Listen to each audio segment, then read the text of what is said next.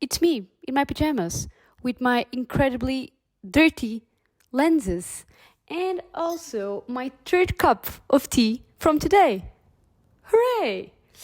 So, I'm here to talk to you about my most anticipated books of this year. These are books that are still going to be released, books that I am excited about. Some of them are only being released in 2025. And how I did that is like I went to my Storygraph and to my TBR list and saw the books that are still going to be released that I'm really like excited to read, and ones that I have already ordered, some that I'm really looking forward like to see more reviews of and things like that. So here we go. The first book I have the list here. So I'm looking at my iPad. So the first book I have is called Voice Like a Hayasif? I don't know how to pronounce this word, I'm sorry. By Mallory Pearson. I don't have the dates when these books are going to be released noted down. So I'm going to show them on the screen. And this is supposedly to be a queer thriller, a dark mystery book type of thing. It's not a big book. It has 367 pages, so it's like a mid-sized book, and it's about 5 women eager to succeed, and they rely on like unspeakable things to make their dreams come true. It sounds very dark academia vibes, but with just like Bunny, something like Bunny by Mona Awad. And I know it's also like in an art world, and I love books setting in arts and academia, so this book is just like going to be perfect for me. Then I have a book by the writer of my favorite book from last year, that is Alyssa Clark. I absolutely love Penance, and forgot the name of the book. Boy Parts. I'm sorry. I absolutely love it. And she's going to release a short story collection called She's Always Hungry. I think I read an interview somewhere saying that she is going to try or only going to make one book from each genre of books. I don't know how she's going to do that, but until now, I think she's accomplishing it. It's supposed to be like a horror, short story, speculative fiction type of thing. It's going to be released still this year. I'm going to put the date here. I think it's in November or end of October. I'm not sure. And I'm really excited about them. I really want a special edition, though. I can put here like the normal like cover and the special edition that I want. I think it's from Faber and Faber. So yes, I really want this book. I also love dark and horror like short stories, so it's perfect. Talking about dark and horror short stories, Mariana Enriquez, that is like one of my favorite writers from like all time, is going to release this week a new short story collection. So this short story collection, even the cover seems like it's going to be like similar or to not similar, but like to complete the series of The Dangers of Smoking in Bed and The Things We Lost in the Fire. It's called A Sunny Place for Shady People. I have been waiting for this book since it has been like not even announced, because I was looking for books by her because she writes in Spanish, because she's from Argentina. And I was searching for books that were translated or to Portuguese or to English, and I saw that this book, that a new book was going to be translated, and I was like, so it's going to be released this week. I already pre-ordered it, so I'm really excited about it. I absolutely love her, and it's a short book. It's like 250 pages, something like that, and I think it's going to be released on the 26th of September. I think that one I know by heart. Another book that I'm really, really excited is The Colony. This is a book by, I am not sure, a Swedish writer called Annika Norlind. I'm not sure if I'm pronouncing it right, and it's being translated to English by Alice E. Walson. And it's also like a dark book. I really like dark books, so I think it's going to be a theme here. And it sounds kind of like, at the same time, Things We Lost... Not Things We Lost in the Fire. Lost in the Garden. Yeah, exactly. The book Lost in the Garden. Or like Midsummer, but without the violence, maybe? I don't know. Or the book I read this summer. What was the name of it? I'm gonna put it here. I don't remember. But it's kind of sounds like a commune / cult vibe things. So yeah. Oh, it's really interesting. I just read that it's going to have a TV adaptation. I didn't know that. But yeah, I'm going to read a bit of the synopsis. He said, burnout from a demanding job and bustling life in the city, Emily has left town to spend a few days in the country. Once there, in a peaceful, verdant hills, down by the river, she encounters a mysterious group of 7 people, each with personal stories full of pain, alienation, and the longing for life differently. They are misfits, each in their own way, and are led by the enigmatic and charismatic Sarah. How did they end up there? Are they content with the rigid roles they are being assigned? And what happens when an outsider appears and is initially drawn to their alternative lifestyle but cannot help but stir things up? So it really sounds like a girl that just finds a cult in the corner of like a countryside, and she is driven like to get to know them better, but at the same time she's like messing things up inside because maybe she's making too many questions. This is like a bigger book. It's 464 pages. Another absolutely favorite, but this time from this year that I have read, is Bellies by Nicola Dinham.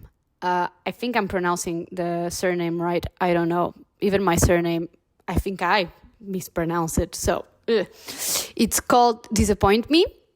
And I think it's going to be released in the end of January of next year. And I'm going to read like the synopsis of it. The cover is also absolutely amazing again. Max is 30, a published poet, grossly overpaid legal counsel for a tech company. Whoa, okay. She's living her best life. Or is she? The debris of years of dysphoria and failed relationships rattle around her head. When she tumbles down the stairs at the New Year's Eve party and wakes up in the hospital alone, she decides to make some changes. First things first, a stab at good old-fashioned heteronormativity. We hate heteronormativity here, so... Enter Vincent, corporate lawyer and hobby baker. Oh, that's a really funny mix. I'm sorry. His trad friendship group may as well speak a different language to Max, as his Chinese parents never pictured their son dating a trans woman. It's uncertain terrain, but Vincent cares for Max in a way she long gave up on as a foolish fantasy. Okay, so I think it's gonna touch... Oh, okay, it's really interesting. So I'm really in my, like, theoretically, I'm really in my non-fiction, like, era, but at the same time, I don't have the capacity to read it. Like, I'm writing my thesis, and I'm not even reading the articles for my thesis. So I'm really more in a fiction mindset, but at the same time, I'm feeling really driven to read non-fiction. So I have a gigantic list of non-fiction. I think that's another video I'm gonna do. So a gigantic list of non-fiction books that I really want to read, but I don't know if I will ever be capable of doing so. Now I have another non-fiction. In this case, it's more of a memoir, essay collection. I absolutely love essay collections and memoirs. And it's by Joanna Hedva, that wrote Your Love is Wrong. I'm pretty sure this is the title. I mix up a lot of titles that I absolutely loved last year because, again, it's a book set in the art like world, and it's dark and has Berlin in it. So, and the cover is, and the book is yellow. So, oh my God. I love it. And I just, okay, so disclaimer, I'm already reading this book. This book is going to be released now, but I'm already reading it. I had access to an advanced reader copy of the audiobook by Nat Galley. Galley? I think it's Galley. My God. And I'm absolutely loving it. I'm like 64% in, and I'm like taking it chapter by chapter because I really want to read it all and just devour it, but I want to let it sink in. I'm trying to control myself. So this is a book. Oh, the book is called How to Tell When We Will Die, on Pain, Disability, and Doom. Joanna Hedva is a queer, disabled, chronically ill neurodivergent like writer. So this is just up my alley in those topics. I'm also really interested now, like, in all of the conversation and essays and reflections about pain, about disability, about the social view of disabled folks. So I'm loving it, and I can already recommend it to everyone that is interested in these topics, and every person that is queer and disabled, that is queer and chronically ill, that is in pain, that has chronic pain, like, I really recommend it.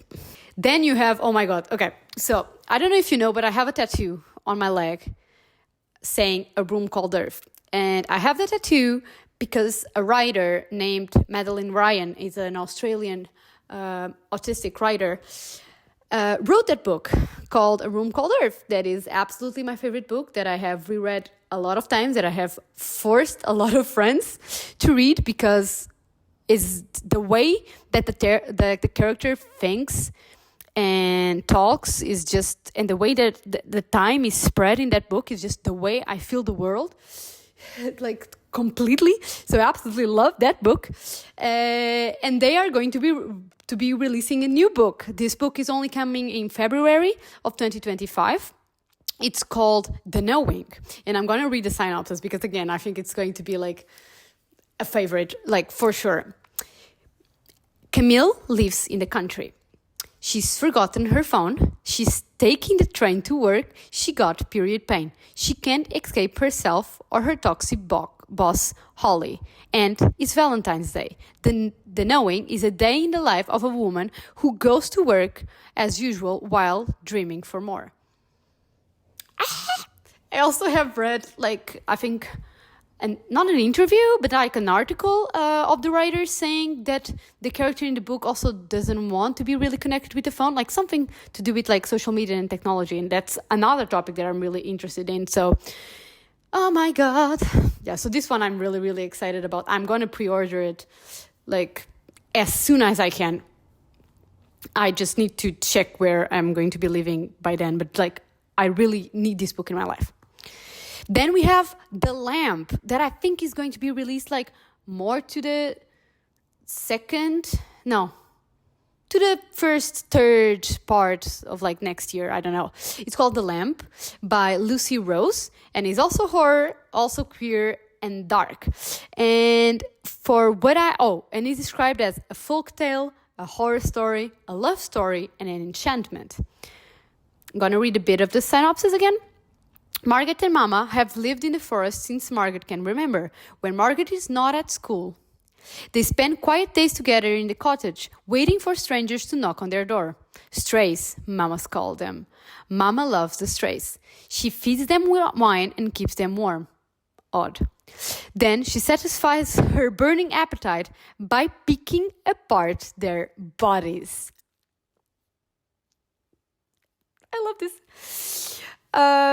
So, with the gothic coming-of-age tale, a debut novelist, Lucy Rose, explores how women swallow their anger, desire, and animal instincts, and wrings the relationship between mother and daughter until blood drips from it.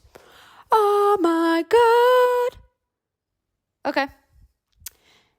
I need this book, but it's going to be released next year, so I will need to wait. And we will read a lot of funny ones in the meantime. Okay, so the next one I have is The Unworthy by Agostina Basterica. and it's going to be translated by Sarah Moses. This one is a short one that I I need to read. It's going to be released, I think, in April of 2025, something like that. And it's a horror, dark, but more of a dystopia. If you know me, you know that I don't really like dystopia books, but I think this type of dystopia, it's not really like apocalypse dystopia thing. So I'm going to read the synopsis. Oh, I think, like, for context, The Unworthy, I think, it's by the writer of Tender is the Flesh. And I think that I haven't read yet. I'm interrupting myself a lot, but that's me and my brain. I haven't read that one yet because I don't feel it's really my topic of book. But this one, it's more about like religion. And I grew up in like a Catholic school. So for only girls. So I think this is something that I'm going to find really like fun and interesting. Synopsis time. In the house of sacred sisterhood, the unworthy live in fear of the superior sister whip. Sorry, it's just too personal. Sitting with the resentment, they plot against each other and await who will ascend to the level of enlightened and who will suffer the next exemplary punishment. Risking her life, one of the unworthy keeps a diary in secret. Slowly, memories surface from a time before the world collapsed, before the sacred sisterhood became the only refuge.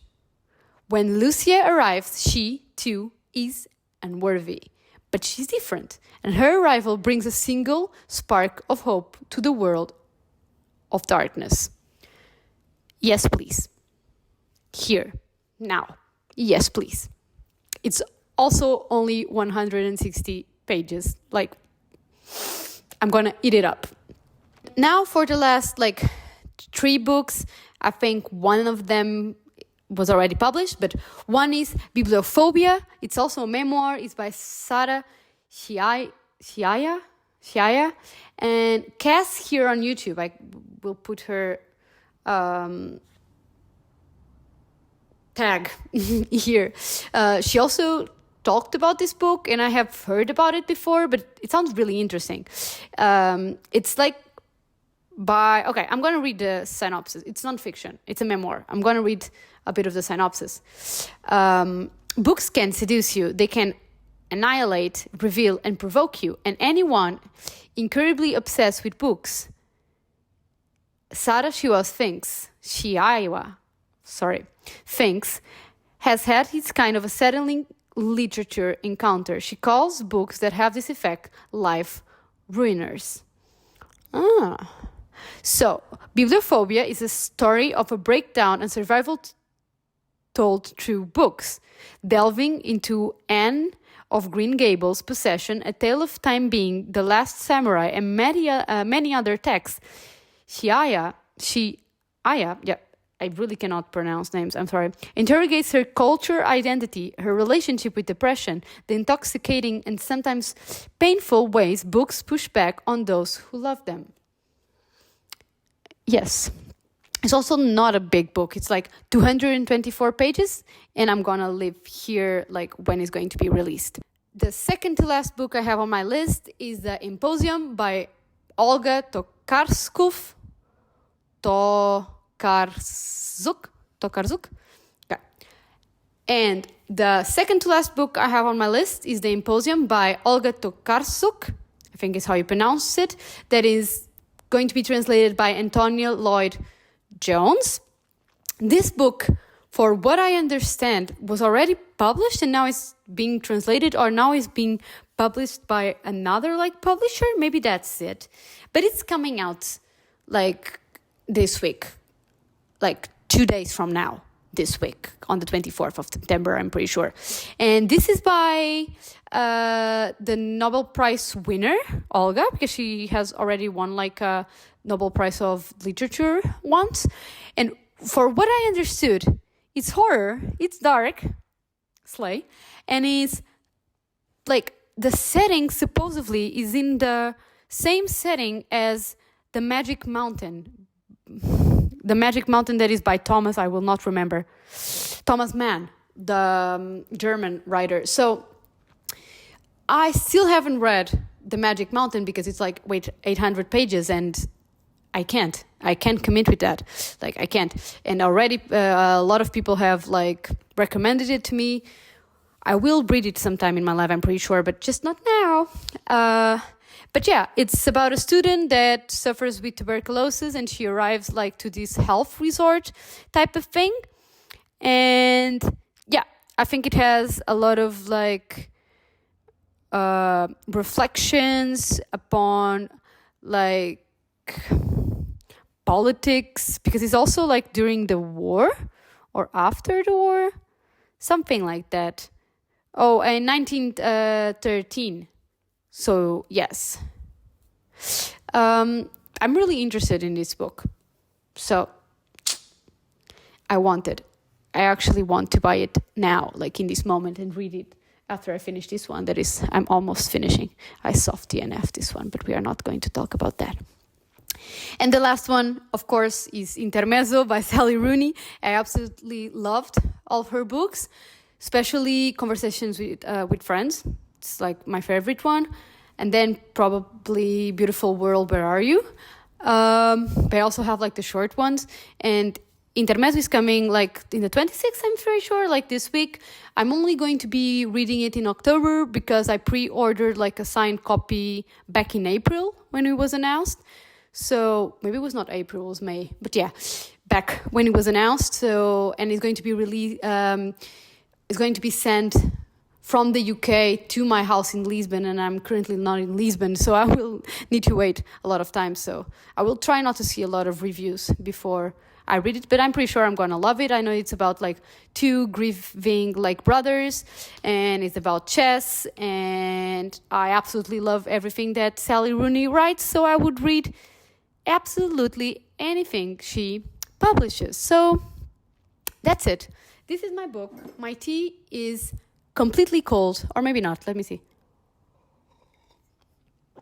A bit cold. I like it really, really warm. I also love it cold too. So I'm gonna try and edit this video as fast as I can, but I cannot promise absolutely anything because I know that I just made a lot of mistakes talking and things like that. And I'm also recording for the first time with the camera that I don't have my tripod here, so it's on top of books. Slay. And I'm recording for the first time the audio with my phone because I got a new phone. Yay! And this mic actually works. The other one was really bad. So we will see if I can sync this shit or not. If not, you're going to hear the audio from the camera, but me holding my phone. That is sad, let's say like that. So probably the next video that I'm going to be released is going to be or the non-fiction reading list, or maybe you're interested in the books that I brought to this house with me, the immediate TBR type of thing. That is not immediate TBR because I just said I want 300 other books. It's complicated, people. This is complicated. So see ya.